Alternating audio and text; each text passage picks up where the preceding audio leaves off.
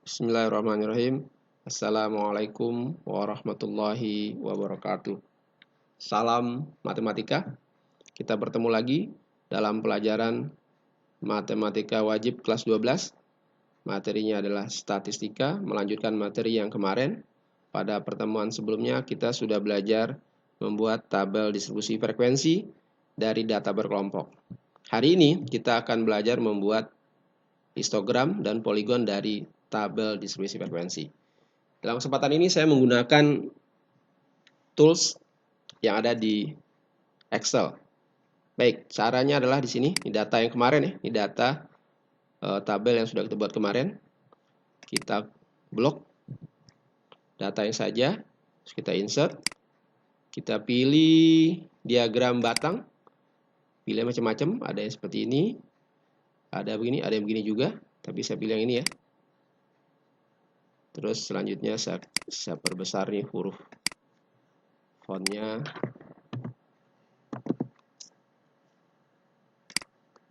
Oke, ini juga saya besar juga.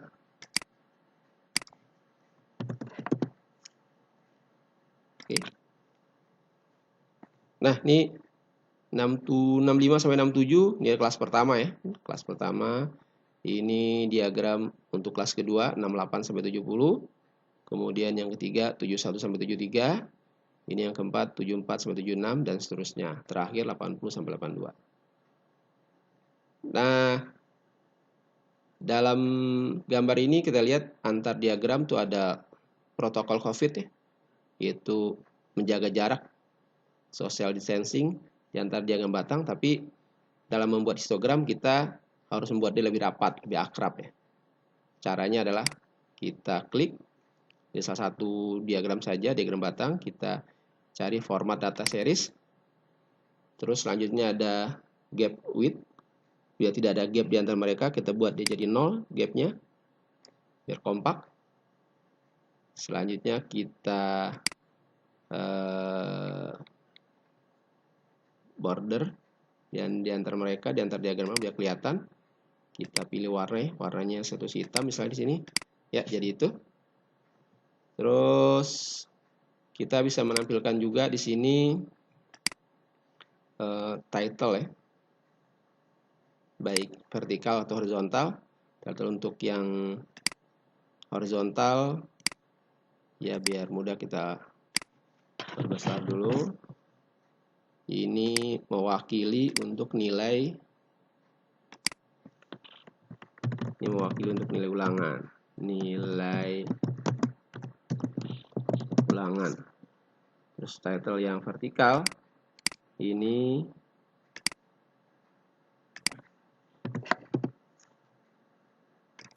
mewakili untuk nilai frekuensi. Ya. Terus ini judulnya kita ganti. Judulnya inilah namanya adalah histogram. Nah, ini kita sebut histogram. Kita bisa perbesar juga. Dan sini 18. Yap. Selanjutnya kita bisa juga menampilkan biar kelihatan enak, kita bisa juga tampilkan datanya di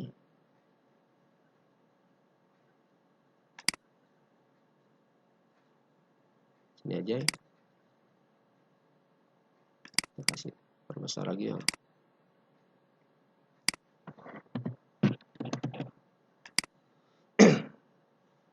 Oke. Nah, ini yang kita sebut dengan histogram. Histogram ini bentuk lain dari tabel. Tabel bisa kita rubah bentuk histogram gitu. Tujuannya adalah supaya data itu biar kelihatan. Oh, data yang paling tinggi atau yang paling banyak muncul ada pada kelas keempat, yaitu nilai-nilainya adalah 74 dan 76. Berarti nilai anak-anak yang paling banyak memperoleh ulangan adalah 74 dan 76. Artinya, lebih kelihatan. Dengan histogram kita akan mudah melihat data. Nah, baik anak-anak. Ada lagi bentuk tampilan histogram yang lain. Ini kamu perlu tahu juga. Untuk yang lain itu seperti ini.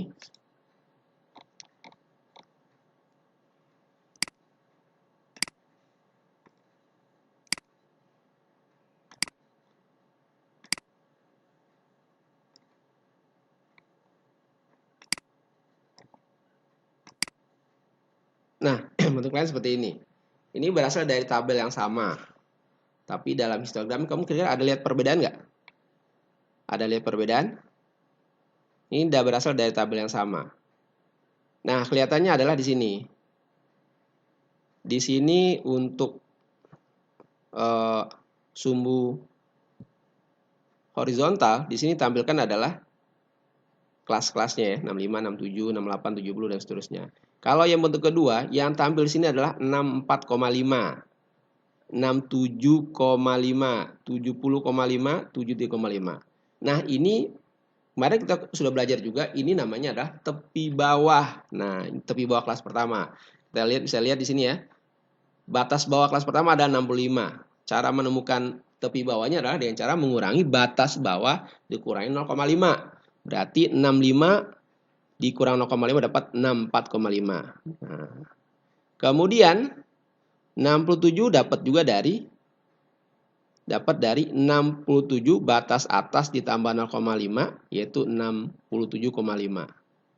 Dan nilai tepi atas kelas pertama sama dengan tepi bawah kelas kedua yaitu 68 dikurang 0,5. Jadi didempet. Jadi nilai 67,5 itu didapat dari tepi atas kelas pertama dan juga sekaligus tepi bawah kelas kedua. 70,5 didapat dari ini tepi atas kelas kedua dan tepi bawah kelas ketiga dan seterusnya. Yang paling penting kami ingat ada di belakang ya. Yang muncul adalah tepi atas kelas ke-6. 82,5 didapat dari 82 ditambah 0,5. Nah, itu anak-anak ya. Jadi tampilan untuk histogram itu ada dua. Satu bentuk seperti yang ini, satu lagi bentuk ke sini. Oke, mudah-mudahan Anda paham. Sekarang kita lanjut ke membuat poligon. Membuat poligon caranya sama ya. Kita blok datanya, kita insert, kita pilih. Nah, kalau tadi kita pilih diagram batang, sekarang kita pilih diagram garis. Pilihannya ada seperti ini. Saya suka pilih yang ini aja. Sama dengan tadi, ini kita berbesar.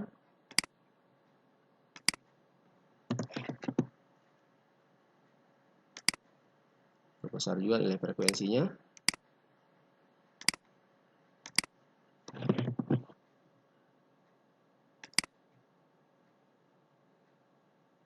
Terus kita judulnya kita ganti, judulnya adalah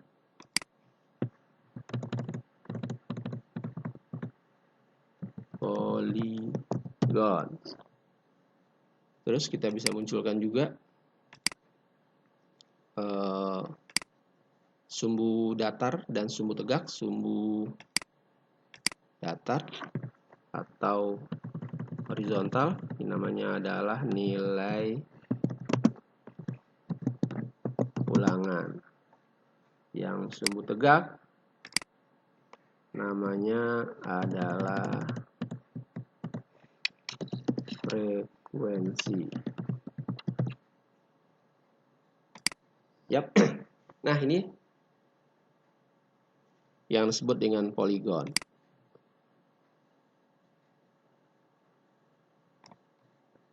Ya, cukup kelihatan ya. Ini seperti itu. Ya, bentuk poligon yang lain adalah seperti ini. Kita lihat bentuk poligon yang lain.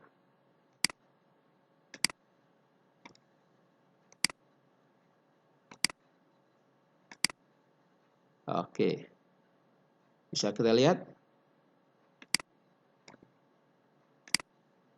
Ada perbedaan? Ini juga sama-sama berasal dari tabel yang sama. Sudah temukan perbedaan di antara dua gambar ini? Ya, benar. Di sumbu datar atau sumbu horizontal ada beda tampilnya. Kalau di sini tampil 65, 67, 68, 70 dan seterusnya, di sini tampilnya adalah 66, 69, 72. Nah, dapat 66 dari mana angkanya? Ada yang tahu?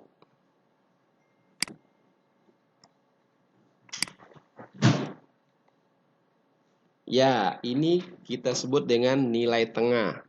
Nilai tengah itu dapat dari sini, yaitu nilai yang berada di tengah-tengah antara 65 dan 67. Nilai tengahnya adalah 66. Terus nilai tengah yang antara 68 dan 70 adalah 69. Antara 71 dan 73 dapat 72. Nilai tengah-tengah antara 74 dan 76, 75. Antara 77 dan 79, 78. Yang terakhir adalah 81. Ya, ini namanya nilai tengah.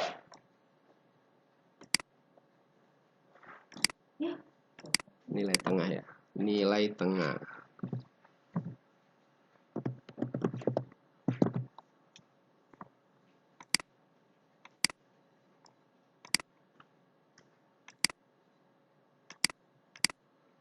Nah, ini dari nilai tengah. Jadi nilai tengah ini pas berada di titik ini ya. 66, 69 tengah-tengah nih. Titik ini 72, 75 dan seterusnya. Jadi ini adalah nilai tengah. Jadi tampilan untuk poligon ada soal, ada tampilan yang lain bentuk seperti ini. Terus ada juga yang bentuknya seperti ini. Baik, mudah-mudahan Anda paham. Kita lanjut yang selanjutnya. Bisa juga kita buat poligon dan histogram secara bersamaan. Contoh ini. Ya, frekuensinya kita copy lagi, kita letakkan sebelahnya, terus kita sorot, kita blok, kita pilih lagi insert, kita pilih diagram batang lagi kayak tadi. Terus ini ada jarak di antara mereka, social distancing ya. Ini biar kompak kita buat rapat ya. Format data series kita buat jadi 0 lagi. Yap, sudah rapat ya antara biru-biru. Ini warna coklat dan biru sudah rapat. Tapi di antara biru pertama dan coklat pertama dia belum rapat. Nah, caranya adalah kita buat dia di sini rapat lagi. Yap, sudah rapat. Lanjut kita bikin border. Bordernya kita kasih solid line. Warnanya hitam aja ya. Hitam. Selanjutnya kita select data ya. Kita select data, maksudnya ini kita edit ya. Artinya yang pertama warna biru itu adalah gambar untuk histogram.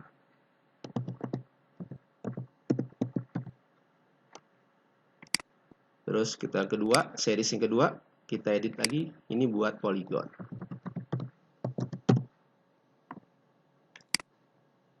Oke, nah bentuk seperti itu. Nah, selanjutnya kita pilih lagi. Insert. Change series. Kita pilih garis saja, oke.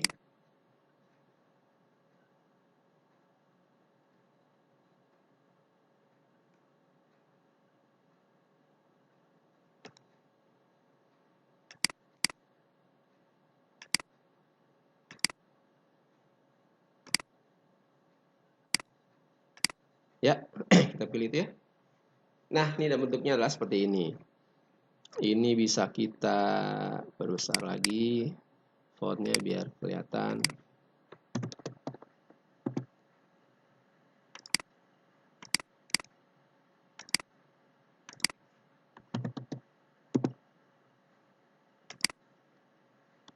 Terus kita kasih di sini, kita bisa kasih title lagi.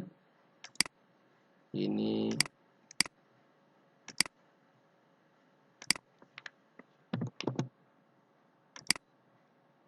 title untuk sumbu datar atau horizontal, tadi namanya ada nilai ulangan.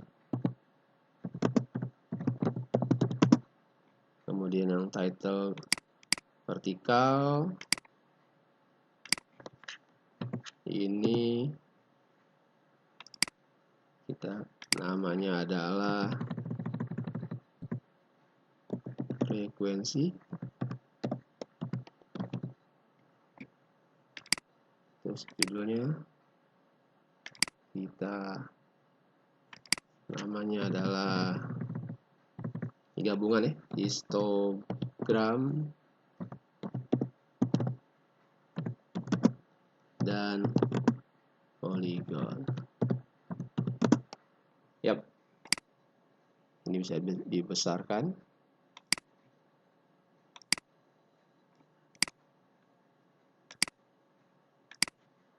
Misalnya. Oke anak-anak, ini namanya gabungan ya, gabungan histogram dan poligon. Baik, sampai sini dulu pertemuan kita, yaitu membuat histogram dan poligon dari tabel distribusi frekuensi. Karena dalam soal matematika, statistik, nanti soalnya bisa bentuk dari tabel distribusi, bisa juga dalam bentuk histogram, bisa juga dalam bentuk poligon. Cukup sampai sini dulu. Mudah-mudahan ada manfaatnya. Salam matematika. Assalamualaikum warahmatullahi wabarakatuh.